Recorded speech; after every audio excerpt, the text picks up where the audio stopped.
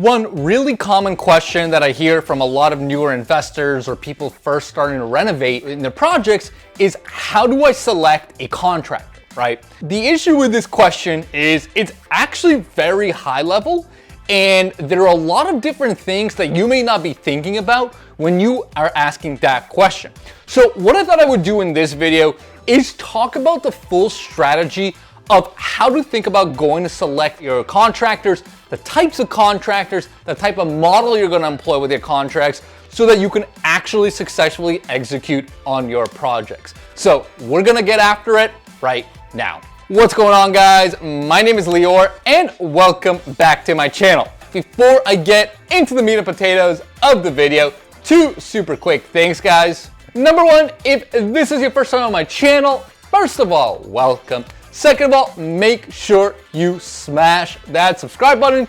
I try to put out weekly content on this channel, talking all different facets of real estate investing and multifamily investing, you know, from financing to acquisitions to analysis to tours of my projects and everything in between. So if that's the kind of content you're looking for, make sure you subscribe to my channel. With that, let's get right into it. And as I said, right, like when people ask me like, how do I go about selecting a contractor, right? Like that is a very, very high level question that doesn't account for a lot of thought that needs to be placed into answering that, right? And let's start from the top. So before you ask someone like, hey, what contractor should I use or who should I go with? You need to think about first the type of model you're looking for, right? Are you gonna go into a GC model or are you gonna go into a subcontractor model, right?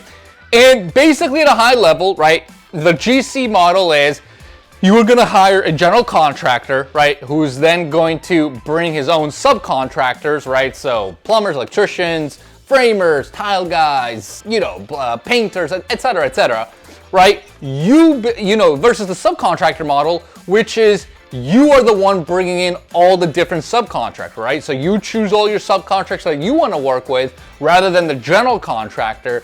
And then in that case, you're gonna have to get your sleeve of subcontractors, all those guys I just mentioned, right? And then you're gonna be managing the coordination and everything that goes along with the project to successfully execute it. Now, obviously this is a huge decision, right? And there's a lot of different factors that go to it, right? Because, you know, on the GC model, it's obviously a lot more streamlined. You have one person of communication that the subs talk to. You don't necessarily have to get involved in the nitty-gritty of things, but of course the GC will take his or her premium. You know, they're going to charge you a fee, and you don't have selection or necessarily as much control over the types of subcontractors that are going to be working on the site. Versus a subcontractor model, which is, you know, gives you more flexibility about the types of subcontractors that are working on your site. But again, the coordination, the decision making, all kind of has to flow through you. So, you know, when you're asking someone like, hey, I need a contractor referral. Well, first of all, what kind of contractor, right? Like, are you talking about a GC? Are you talking about a specific subcontractor? You know, you got to really understand what you're looking for. So that's kind of the first thing you have to filter for. And then the second thing you actually have to filter for, just as importantly, is what kind of project are you tackling, right? Because, you know, in my own business, I differentiate pretty heavily between different types of projects that I bring on specific types of contractors for, right? So, you know, for example, I have contractors, both subs and GCs, that I will trust only with apartment projects, right? So basically, they're gonna be renovating things that are apartments that are later on gonna go on for rent. But whereas if I'm gonna go, you know, develop or renovate a single family home or a multifamily home that I'm gonna sell, right? I'm actually gonna use a different book of contractors than those that I would use for apartment contractors, right? You know, the typical differences between this is usually, you know, I reserve those contractors I use for my for sale developments.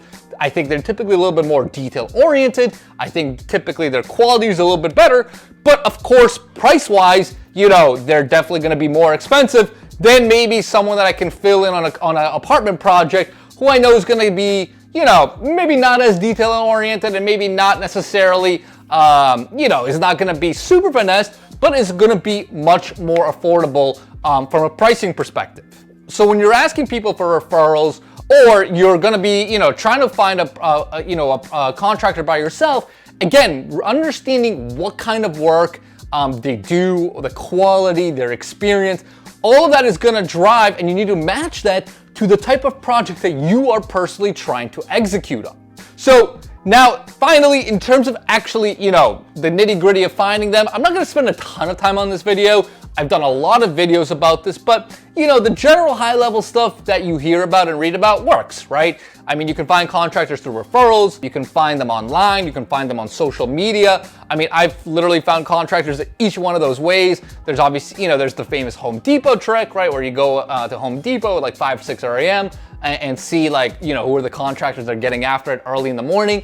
All those methods are fine. All those methods work. At the end of the day, though, you're still gonna have to, monitor a brand new contractor that you bring on to make sure that they are a fit. So if you're going for something detail-oriented, you're gonna wanna make sure that the work comes out in that quality. If you're bringing on someone for an apartment project, of course, you wanna make sure that the price basis makes sense and that they're ultimately still delivering a, pretty decent product, right? I mean, you don't want someone that's doing a terrible job. So that's kind of at a high level, some additional things you need to think about when you're not only thinking of how to find them, but how to bring on new contractors. So I would definitely encourage you to really think a little bit more strategically about that, rather than just saying, hey, can someone please toss me a contractor that they know and like and have worked with, right? So hopefully that works, guys. Hopefully that gives you a couple of things to think of. Of course, if you have any questions, just put them in the comments below and I will definitely help you out.